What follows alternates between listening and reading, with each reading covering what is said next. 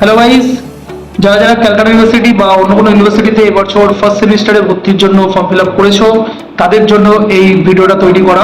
একটা আপডেট এসেছে, তোমরা অনেকেই হয়তো মেসেজে পেয়ে গেছো। দেখো, আমি অলরেডি স্ক্রিনে দেখা যাচ্ছে। তো এটা কি করতে হবে এটা একটু বলে দিই, সবাই ভালো করে শুনে নাও এবং বাকি যারা বন্ধুরা আছে তাদের সঙ্গে শেয়ার করো।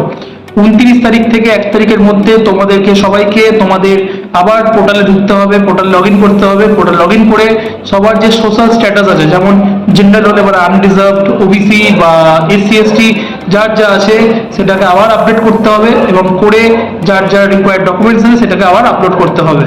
তো এটা কিন্তু অবশ্যই করতে হবে। যারা ভাবছো যে আমার করবো না, দরকার নেই, কিন্তু এটা করতে হবে, নইলে কিন্তু তোমাদের ফর্ম ক্যান্সেল হয়ে যেতে পারে। So be careful.